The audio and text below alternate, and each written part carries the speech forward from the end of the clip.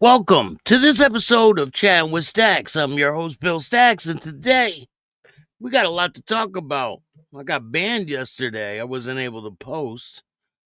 If you guys were watching, I had a whole bunch of people, probably like 300 people watching, and all of a sudden my live got cut short. Hey, that type of stuff happens. They said that I showed a firearm on the stream, and that's not the first time that's happened. I don't know. I think they don't like when I play these videos, but it is what it is. John and Sadie Show, what's good? How are you? Sinister Priest, thank you for joining me today. Slayer, what's good? Jaman, how are you? Muggsy 1%er, good afternoon. Yeah, it's pretty crazy. They just banned my live right in the middle of it, and then I couldn't post. So they sent an email saying that I violated the guidelines and that I showed a firearm on the stream. And then they made it, I put in an appeal, and they denied the appeal. So I'm like, damn, I can't win. I just can't win. Prairie, hello, found your channel yesterday. Well, thank you. I appreciate it. Make sure you check out a lot of the content. Go to the video side and the live side. You'll find so many videos. I have over 6,000 videos to choose from. Thanks for the likes on my RIP posts to the bros, no doubt. Prayers to all the people that passed away. We're going to talk about a motorcycle accident that happened, I think it was yesterday. Chris, what's going on? Thank you for joining me today. We got a lot to talk about. I found a new picture of the twin brotherhood, and this is a good one. Check this out. So this is the Outlaw Twin Brotherhood. This is them without long hair, without their beards. A lot of people probably won't even notice who they are or recognize them, but this is them. Believe it or not, this is them. And they go from that to this. But yeah, this is a picture. I'm not sure exactly what year this is from, but this is definitely a picture of them. So there's a motorcycle accident. There was one. A man dies after a car and motorcycle crash in Waterbury, Connecticut. Waterbury is not far from where I live. A man has died after a car and motorcycle crash in Waterbury. Police say the crash occurred around 5:08 p.m. at the intersection of East Main Street and Baldwin Street. I used to live off of Baldwin. The motorcycle driver, who has not been identified, was transported to the hospital where he later died. The driver of the car stayed at the scene and was not injured. The roads are closed in the area while police investigate. So another thing that's been going on here in Connecticut, it's very disrespectful. Like, it's probably one of the worst things that you can do out there is tip over someone's gravestone.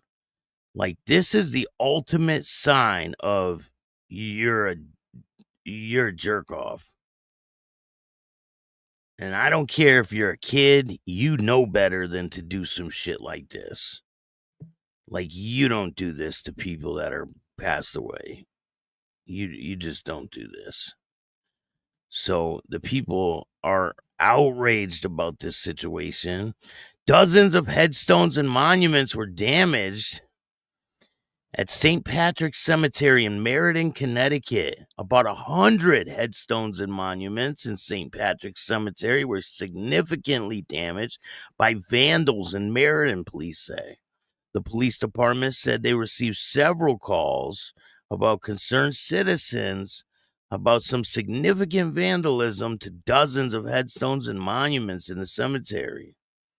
It happened on Wall Street sometime between 8 p.m. on Monday and 7 a.m. on Tuesday, according to police.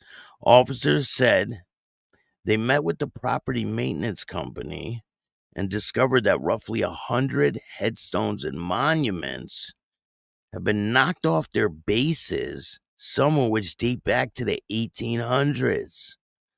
This is like just straight up disrespectful. I don't care. You need your ass whooped if you did this. Like, I don't care. If you're a kid, you need to be doing some crazy community service. They need to put your ass in prison, make you learn a lesson. Police said some of the headstones and monuments were cracked in half, and some of them were unrepairable, while others showed gouge marks that were consistent with using a chain or cable to cause the damages. Authorities didn't see tire marks in the grass due to the number and the size of the monuments damaged. They believe they have multiple suspects. So, James Burns and several family members are buried at St. Patrick's Cemetery. He survived he surveyed the damage on Tuesday evening. This is terrible, he said. This is many, many thousands of dollars of damage. It would have cost a fortune to put these back again. One of his family's headstones was pushed over. Oh, man. I had a lot of relatives that are going to be sickened by this, he said. This is the worst I've ever seen. The Archdiocese issued a following statement on the vandals. This kind of vandalism and destruction of personal property that took place at St. Patrick's Cemetery in Meriden is deeply disappointing. And it's something that is unfortunately is being experienced by other cemeteries throughout the state. The Catholic Cemeteries Association of the Archdiocese of Hartford will be addressing all the fallen monuments. Of course, they're going to reach out to the parishioners to pay for all this damage. When whoever did this, man, you know how big the bill is going to be. I mean, they pushed over 100 monuments in this cemetery, broke them right off their bases. I mean, this is bad.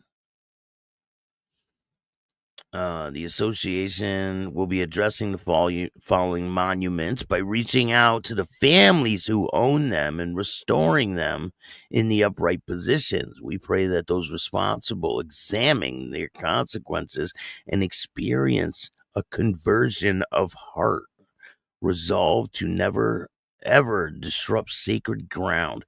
Now, they need to get their asses kicked. That's what they need.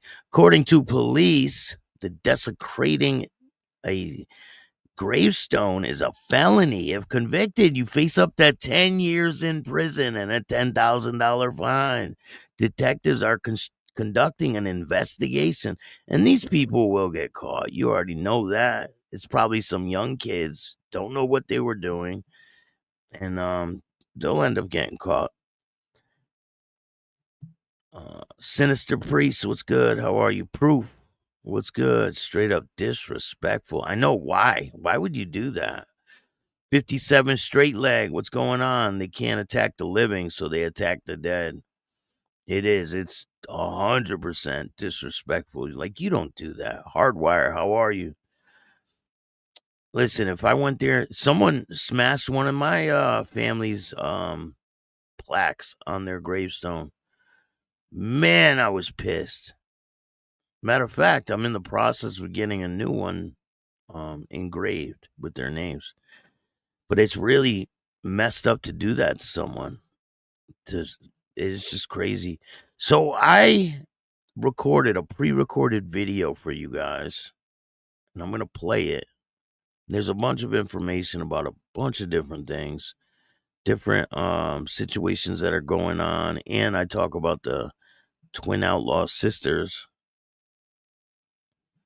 If you guys are just getting in here, this is a brand new picture of the twin outlaws when they were younger.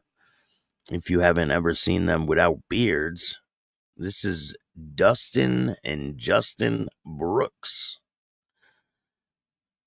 And tomorrow, I have the reason. I have the reason why they're doing all this. I figured it out.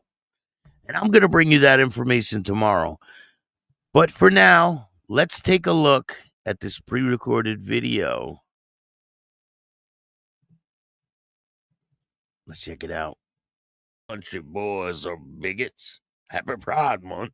Fun to do bad things, but I wanted to do hood rat stuff with my friends. 17 members and associates of the Hells Angels are facing criminal charges in a violent attack.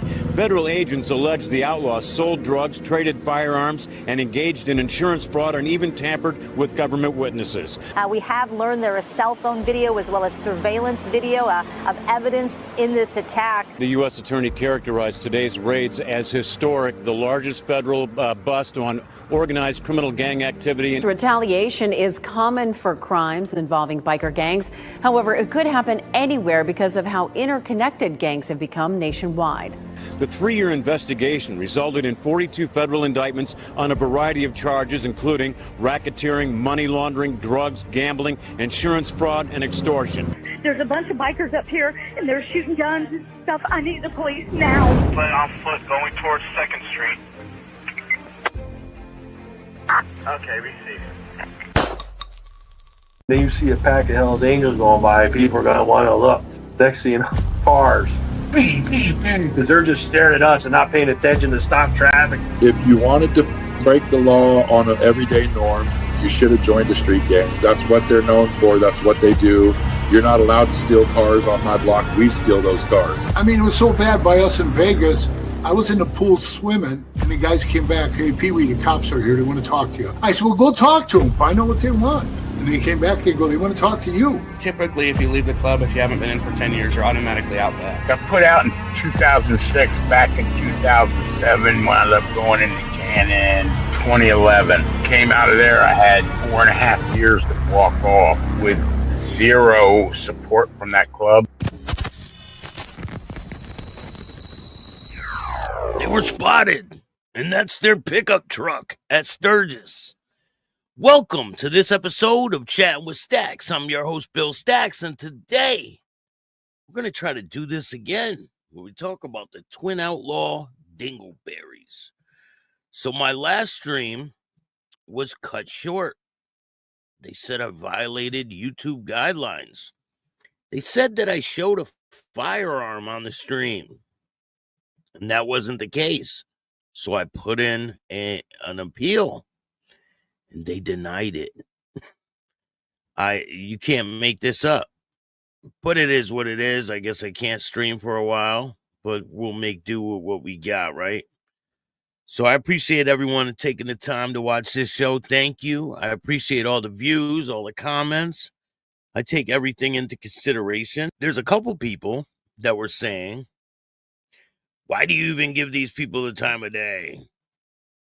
Everyone's giving them the time of day. I mean, talking about these twin brothers does not give them any validity. It doesn't make them bikers. It doesn't make them outlaw bikers. It doesn't make them any realer than they think they are. Everyone's talking about them. Hey, if I could get my hand in the cookie jar, I'm going to do it too.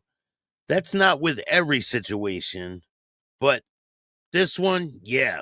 This seems to be the biggest talk of the Sturgis rally, to tell you the truth. So, as we were talking about before, they were spotted in a pickup truck. So these guys really went to the rally in a pickup truck. Like, that's crazy. Like, who does that? Who goes to the Sturgis rally, the biggest motorcycle rally? I mean, there's plenty of people that do that, but these guys claim to be 1%ers. I mean, they have 1% tabs on their cuts, their jackets. We'll call their cuts jackets, because they are not a motorcycle club. They portray to be one. And people are trying to figure out, are they feds? Are they not? What's the deal? I want to know what you think. What do you think? Do you think that they're feds? Do you think they're working for the feds? Or do you think they're just mentally challenged? So here is a picture of them at a gas station. I think this is them leaving Sturgis. I'm not sure. Hey, that could be their trailer right there next to them. Their bikes could be in the trailer. Who knows? Did anyone see them on bikes in Sturgis? That's the question I have. Did anyone see them riding bikes in Sturgis?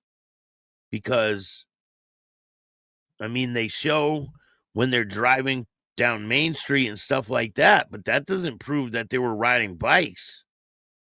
You can't see them on any bike. So my question is, were they riding bikes in Sturgis? If anyone knows, please put it in the comments. Now, we're going to talk about Sturgis and the impact they had on the community. The impact of the 85th motorcycle rally echoes through Sturgis, Rapid City, South Dakota. The 85th annual Sturgis motorcycle rally wrapped up with a 12.5% increase in visits from last year. And that's a lot. That's quite a bit. With 556,000 visits in the first week, thanks to the rally's reputation in the biker community. If you look at other motorcycle rallies across the nation, they have been trending downward this year, up to 30% downwards. And right now we're showing a 12% increase. So we feel pretty fortunate and happy that we are kind of holding our own and improving upon that, said Sturgis City Administrator Aaron Jordan. But not every shop saw the same crowd. At a local tattoo shop, artists say walk-ins were slightly down this year, though overall business held steady. Everybody had their returned clients and referrals and appointments, but there's not a lot of walk-ins like it used to be. It's kind of different. It was nice and busy, but nobody had a lot of money to spend. I mean, inflation went up everywhere. My rent has gone up considerably, and people just don't have expendable income for a lot of this stuff, said Richard Otten, the owner of Tattoo Cellar. While inflation remains a concern, the rally still brought a welcome boost to the local community. Before the rally, our sales tax were trending downwards, but we had a really good July, and we're expecting a pretty good sales tax return in August. So overall, we're pretty happy about the rally, said Jordan. After another successful rally, Jordan is planning for number 86 is already underway. So if you guys don't know, they plan these rallies a whole year in advance. I mean, there's a lot of stuff that goes into this motorcycle rally.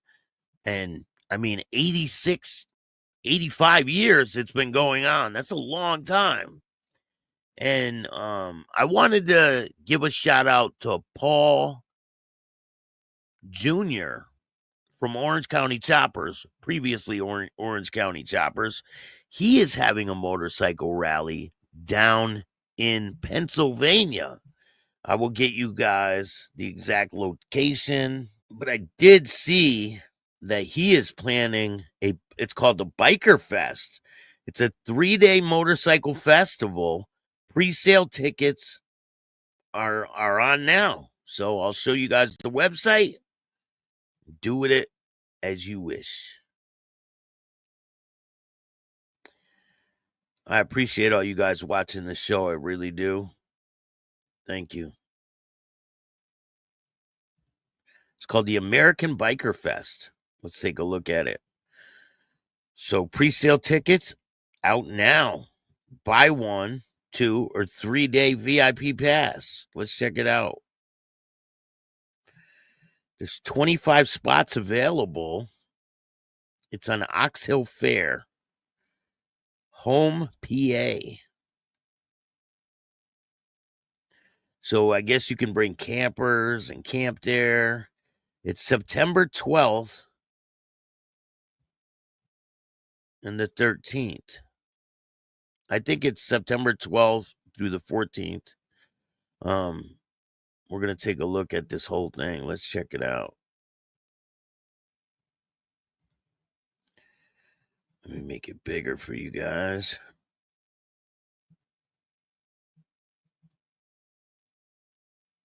They got Molly Hatchet.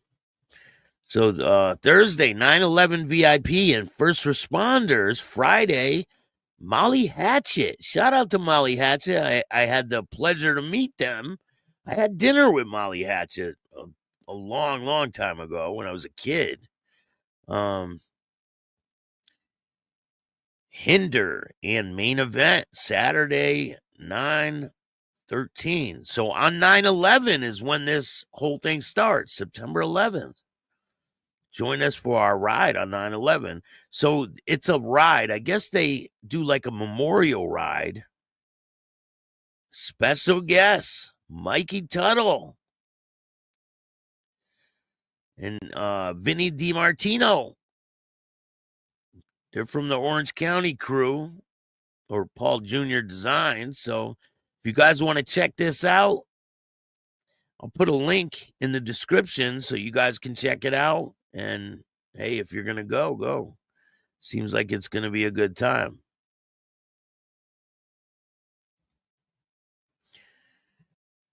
Moving on, this is a wild story. So an investigation continues after a man was killed in a fatal motorcycle crash. So according to the OPP, an investigation into the fatal motorcycle collision over the weekend continues.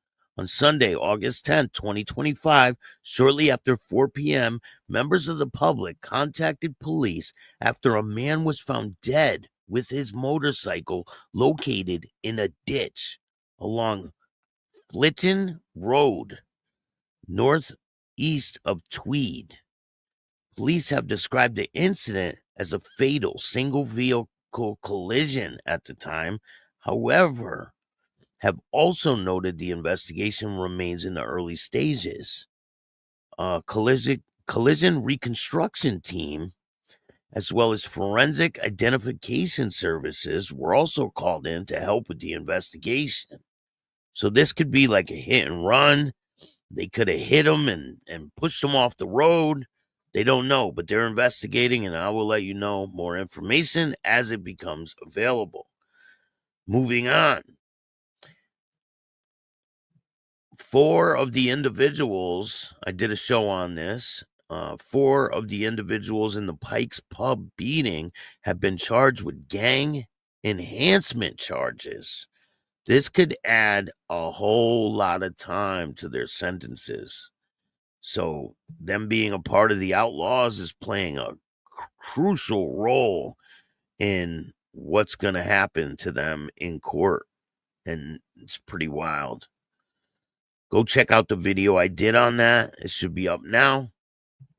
Another situation, Billy Joel, the singer Billy Joel, has a motorcycle shop, and he's closing it. It is located on Long Island. Billy Joel will be closing his 20th Century Cycles, a popular motorcycle shop on Long Island. For the past 15 years, the Oyster Bay shop has showcased the singer's private collection of expensive and rare motorcycles, which he spent decades gathering. Shortly after its grand opening, Joel shared a video about why he wanted to give the community an inside look. People don't get to see all these kinds of bikes all together in one place, he said. I actually grew up not far from here, and I'd like to get a little interest going into the town. The closure comes as Joel, 76 years old, is in the middle of selling his Oyster Bay estate and relocating to Florida after being diagnosed with a rare brain condition. This is one of the prime things to do in Oyster Bay. Locals are disappointed that the shop is closing. There's always been cool to sometimes see him coming in and out, Oyster Bay resident said. This is one of the prime things to do in Oyster Bay. To see the motorcycles, said a resident. That's pretty sad. They're going to be closing that shop. But hey, life moves on, right? Now, let's get to the topic at hand. The Twin Outlaw Brotherhood. Now, I got cut short yesterday because I played the stream with them at the Black Lives Matter rally. So today, we're going to take a look at the interview and really pay attention to what they say. Because it just, if you think about it, and then they have this website up, the Twin Outlaw Brotherhood website, right? Who made that website for them? They can't read or write. So who made the website? Somebody behind the scenes working with them. I don't know if it's their mom, but somebody is. But let's take a look at this interview. Tell me what you think. Do the housekeeping first. If you guys can both just introduce yourselves and spell your names for me. Yep, my name is Dustin Brooks, D-U-S-T-I-N, Brooks, B-R-O-K-S. My name is Justin Brooks. It's J-U-S-T-I-N, B-R-O-O-K-S. And you guys can just look at me as we talk. A little less awkward that way. Yeah. First of all, we need to address the first thing to get rid of the confusion. What do you guys do for a living? We are bounty hunters. No, they're not. They're not bounty hunters. They explain in this interview that they have no experience being bounty hunters. They never caught any fugitives. They said that they put people under citizen's arrest. But we'll talk about that down the road. And we go get fugitives off the street. What we do is we have to have a failure to appear warrant before we can even go apprehend anyone. But they never apprehended anyone. They don't have the credentials anymore to apprehend anybody because they got in trouble at the Black Lives Matter rally. That's one thing that really confuses me is these two guys were arrested at the Black Lives Matter rally for pointing their weapons at civilians, right? So how would they still be able to practice this bounty hunting thing? And how do they still have their weapons? Just something to think about. We are not bail bondsmen, by all means. Explain to me, and either one of you can answer this. We can just have a free-flowing conversation here.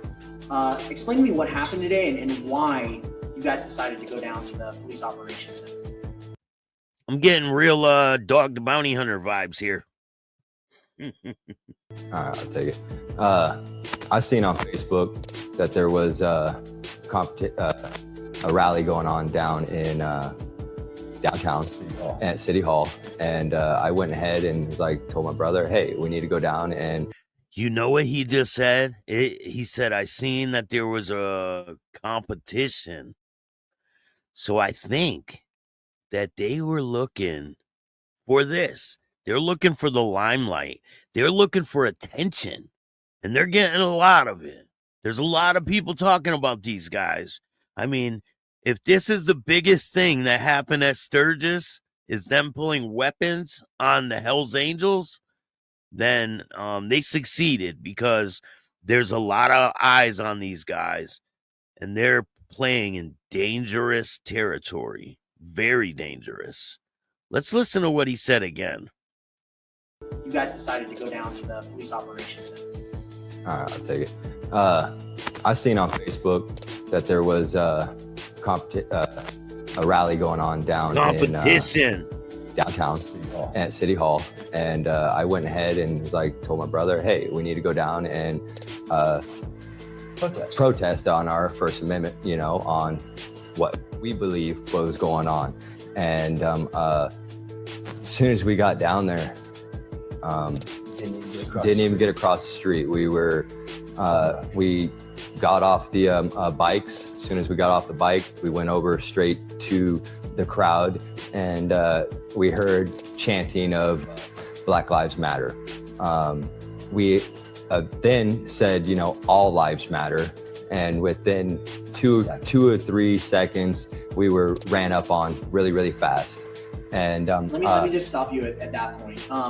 So knowing what you know now, I mean, what was your goal when you guys showed up there, and what might be some of the misconceptions? Because I think some people might believe you guys were showing up for a fight. For a fight, yes. They were showing up there to get attention, to cause trouble. These guys are nothing but instigators. I mean, look what they do online. Look at the stuff they say. They said some wild stuff to some of the biggest motorcycle clubs in the world. And they think that there's no repercussions for their actions. And that's pretty wild. A lot of people actually on social media thinks that what we went down there was to instigate something. And we only went down there to protest with them, to be able to show them that, hey, all lives matter. And that's that. It's just, and when we got down there, they all thought that we was... You guys had badges on. They were protesting the police, and you went down there with badges. So you tell me what the people are going to think. Like, they go down there with badges. So, of course, people are going to be upset with them. Instigator. And it wasn't down there to fight or to look like an instigator, but only to tell them or show to the news or whatever that was down there that all lives matter. That's it right there. He said it. We went down there to tell the news all lives matter. Why would you try to put your little beliefs, right, that don't mean nothing, on these people that they're protesting because someone was killed by the police? And you go down there and cause problems at a peaceful protest. You go down there and pull guns on peaceful protesters. They didn't want you guys around because you had badges. And I will post the full video of this on Patreon. I'll put it for free, so go check it out. Because I can't play it on YouTube, obviously, for obvious reasons. But I don't know why they blocked that video. There was nothing... I didn't see the harm in posting that video at all. And they denied my request for an appeal. And not just one life or any, all lives matter. And it just got out of hand, and we only could do, I got assaulted, and when I got assaulted, I drew my weapon for interfering, for my life. And it's just, when you got a lot of people coming up on you like that. He doesn't even know how to speak well. He has a problem with, I mean, these guys can't read or write.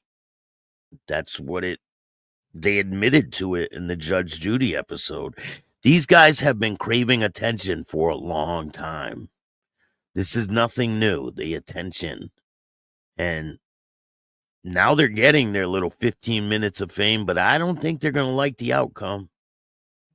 You only has a few things in your mind. You only has a few things in your mind. You only has a few things in your mind. Wow, where'd these guys fall out of? Drew my weapon for interfering, for my life. Doesn't that sound familiar?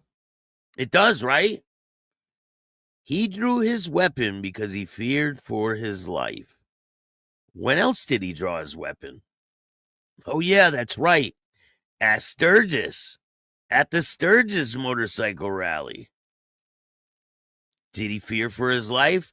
You're damn right these guys fear for their life. After all this stuff they said online, it would be pretty smart to think that, yeah, there's going to be ramifications for what they did and said.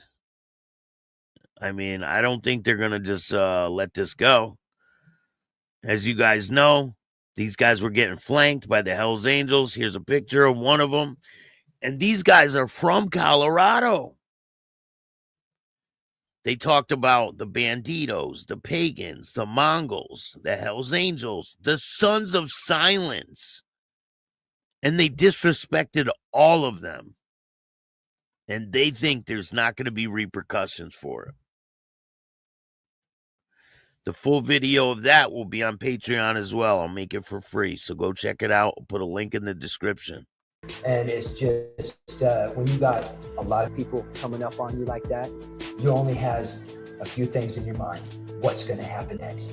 And when the SWAT came up to us, we ran down to them when they was coming down the street.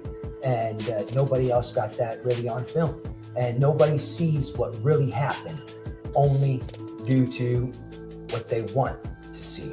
And given what you guys experienced today and what you saw, I mean, you showed up out there with your motorcycles, with badges and your sidearms, and that did create some confusion. Is there anything that you guys would have done differently in how you guys went down there? I mean, I know it's armchair quarterback, but just looking back, is there anything you would have done? Doing differently, maybe, I don't think I would have done anything different because we have our First Amendment right. These guys have no brain cells left. They really don't. We have our Second Amendment right and to be able to carry. Now, maybe not going up to the crowd as fast and cameras, stayed to the cameras. Yeah, that probably would have stayed back since, we wasn't with them, in a way, that's what they thought. I mean, so there's a, seems like it's a common occurrence that they keep pulling their weapons on people. I don't think they should have the right to carry weapons. I don't. And if they keep doing this type of shit, their weapons are going to be taken from them. And they won't be able to pull their weapons on people no more. Do you think that if they lost their ability to have a weapon, do you think they would have a weapon anyway? I'm just curious what your thoughts are. Do you think they would have a weapon anyway if they got their rights stripped away? But I still don't think it would have prevented them coming approaching us. Yeah. Because as I got in the middle of the street, I was already attacked by them. So they didn't really care what we had to say. Yeah. They already had what they was going to in their minds, or a few people had already in their minds what they was going to do. But we was not the instigator. We was definitely there to point our view of that all lives matter, and they didn't care what we had to say. Yeah, you was. We was. We wasn't there to instigate. These guys don't know how to speak. I mean, they admitted they don't know how to read or write. And it's starting to all make sense. Honestly, I don't think that they're feds. I don't think they're smart enough to be feds. I think that they crave the attention of starting controversy, and they don't understand the ramifications of what they're doing. But I think they will. Eventually, they will. I know this got to be a very scary situation for everybody involved, and as you guys mentioned when we were talking earlier, I mean, there were some young kids that were there protesting and whatnot. One of the things that police told us is a weapon was drawn, at least one. Can you just kind of talk about that decision and what you guys were seeing when you made that decision? Well, honestly, I didn't go down there, and I know he didn't go down there to draw our weapon. No, period. We just voicing our opinions, just like every American needs. Has a right to. When we. Then why would you go down there with a weapon? I'm just curious. Why would you go down there with a weapon? There's no need for it. It's a peaceful protest. Why would you even show up there with a weapon? It just makes no sense. These guys make no sense. Pulled our weapon was when the crowd assaulted us. we pulled our weapon to have the crowd back up. As soon as they backed up, we holstered. So they said that only one of them pulled a weapon, which is the guy on the left. But obviously the guy on the right has just admitted that he pulled his weapon too. Our weapons, and we never had them. Huh? Did you hear that? Because they said only one weapon was pulled. But obviously both weapons were pulled. Listen to what he says. Was when the crowd assaulted us, we pulled our weapon to have the crowd back up. As soon as they backed up, we holstered our weapons. Soon as they backed up, we holstered our weapons. So they both pulled out their guns. And we never had them drawn at all longer after that. I had my hand on my weapon just in case, because I was feared of what could happen next. They was throwing sodas. They was throwing anything they could at us. And that's assault right there on us.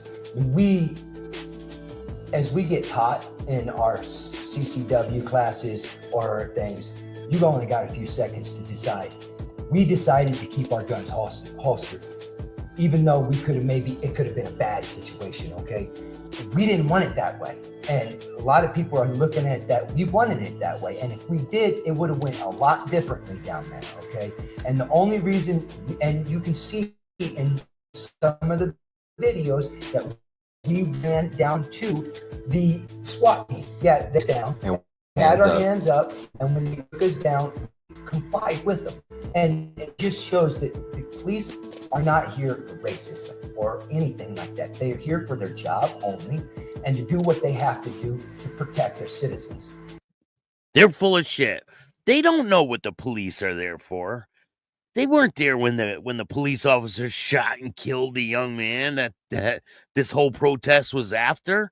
So how can they even say that? Because the cops arrested you guys? I mean, you guys committed a crime. You pulled your weapon on a peaceful protest. Of course they arrested you. But you're going to go on the side of the cops when you weren't there when they killed that young man. These guys are out of their minds. But I'm going to bring you a lot more content on the way. Stay tuned. And here's the picture of them leaving Sturgis in their pickup truck. Not all country boys are bigots. Happy Pride Month. I hope you guys like that video. So that was a pre-recorded video because I didn't know if I was going to get to go live today. So it's kind of weird, right? That they do all this to get all this attention, right? They know what they're doing. And then they launched this website, right? They launched this website, the twinoutlaw.brotherhood.com. And they're selling merch on it.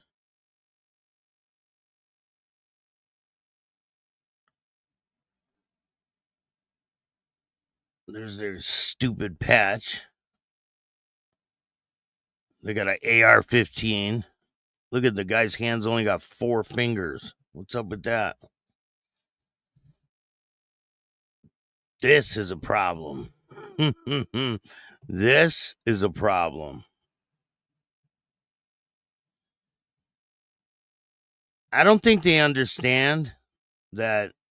So it says that their titles are music, production, and writing, bounty hunter, and justice. Modeling and acting projects. What?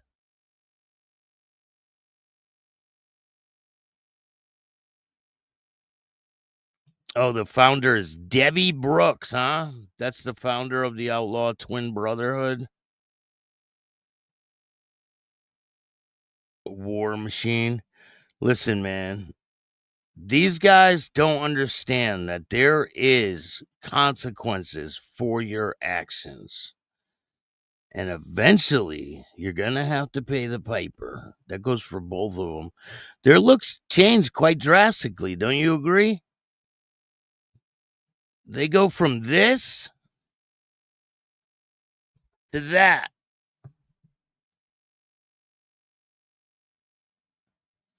And they talk a lot different too. Didn't you guys notice that? They talk a lot different than when they were talking in that interview versus the way they talk on the internet. They talk real tough guy shit too. It's very odd. You notice when these guys showed up, all that talking stopped and they did a lot of waving. They did a lot of waving to the police to come save them. Man, if the cops weren't there, we would have had a great video. This guy really got this tattooed on his back?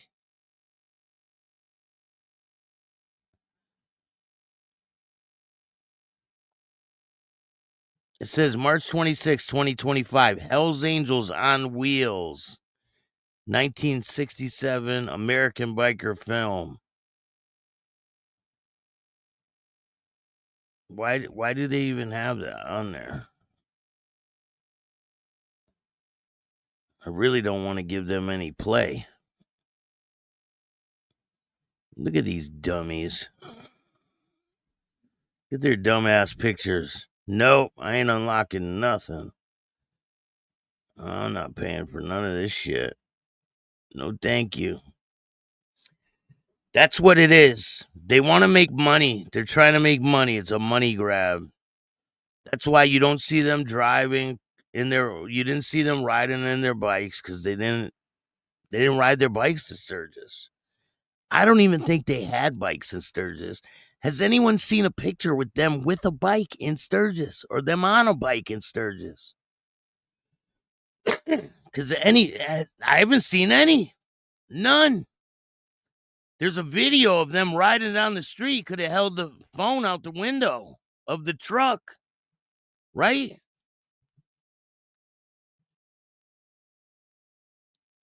But these guys don't understand that every action has a reaction. And maybe it won't happen tomorrow, right? Maybe not tomorrow. Maybe not the next day. Maybe it won't happen next week. But eventually, it'll happen.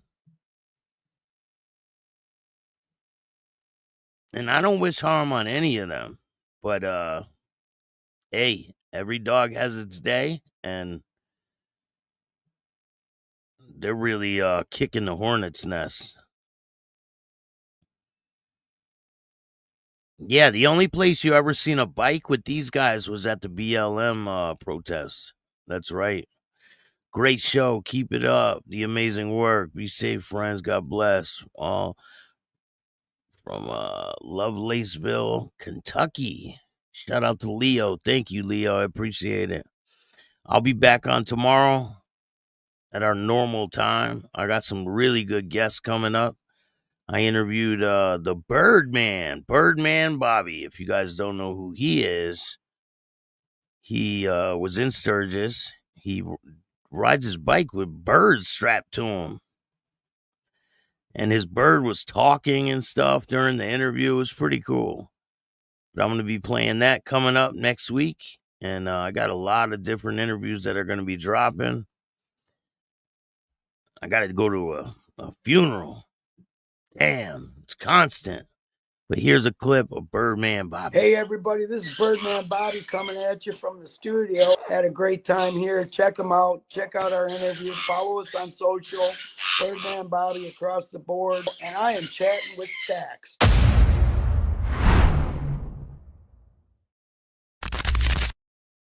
Coming soon.